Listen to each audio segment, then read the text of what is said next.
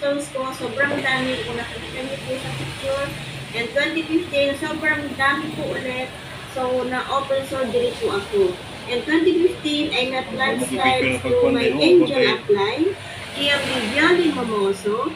Pero sobrang po akong skeptic kasi mas naniniwala po ako sa doktor. Ayan, kaya hindi po ako naniniwala. Kaya po noong 2018, nagkaroon po ulit ako ng kidney stones, sabay yung dalawa kong kidney.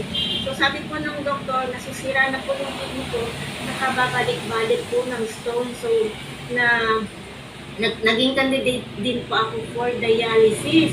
Pero kailangan daw po ako operahan, sabay yung dalawang kidney, para po hindi po ako mag-dialysis. So, nagpa-opera po ako, and thanks God, kasi po, naging successful po yung operations. Pero nagkaroon po ako ng maraming complications. Yan po, bumagsak yung potassium po, sobrang taas po ng creatinine. And the worst po is, nagkaroon po ng tubig yung lungs ko. Hindi ko alam kung sadyang pinarinig sa akin ng doktor na bihira daw po niya sa kaligtas sa ganung situation. And that time, I was also diagnosed na may hyperparathyroidism. Yun na po yung nagpo-cause bakit po ako maraming stones lagi. Sobrang mag-produce ng calcium yung aking katawan. Kaya nag-schedule po ako for another operation sana. Yan. Pero alam niyo po ba, sobrang blessed ako dahil dumating sa GMD Bialy sa National Kidney, hindi lang po sa Congress ako pinuntan GMD, pati sa hospital. Sabi ko, inumin ko na yung intra mo, mamamatay na din naman ako. So, hindi ko po alam na yung pala po yung mag-save ng buhay ko. After 3 days po, nakalabas po ako ng hospital. So, thank you so much, GMD. And yung 2021, ayan, bumagsak po yung potassium po, na-paralyzed po ako. Only mata, and hindi ko lang po yung gumagalaw. And sabi po nila, plato ba na? sobra po talaga yung paniniwala ako sa intra. Hindi po ako Mumuhura to. Sabi nila, nalang yung po in just 28 days, back to normal po ako.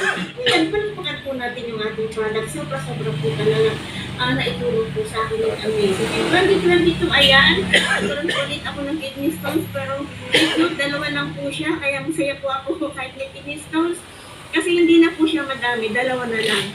And tumagsak yung hemoglobin ko, may acid reflux, hospital ako pa, namamaga yung kaliwa kong kidney, mataas yung creatinine, bagsak na naman yung potassium, pero na-advise po ako for another operation. Nasabi ko, lalabas po ako, ibabayad ko na 100,000 sa hospital, ibili ko na lang ng intra, inamin ko. And true enough, yun yung ginawa ko. And ito po ako ngayon. Noong June 2021 po, nag-ultrasound po ako. Alam niyo po ba, sobrang na-amaze po ako kahit yung mga doctors ko hindi makapaniwala. Kasi ang expected po nila, at kahit ako, sobrang tagal po na sa kidney, totally damaged na po siya. Pero grabe po, nung June 21 ultrasound, normal na normal po yung kidney ko. Kaya thank you Lifestyles, thank you talaga po. Sobrang hindi ko po, halos hindi ako makapaniwala na magpapaknormal po yung aking kidney. And buti na lang, may Lifestyles, buti na lang, may intra, buti na lang, naniwala na ako GMD. Kasi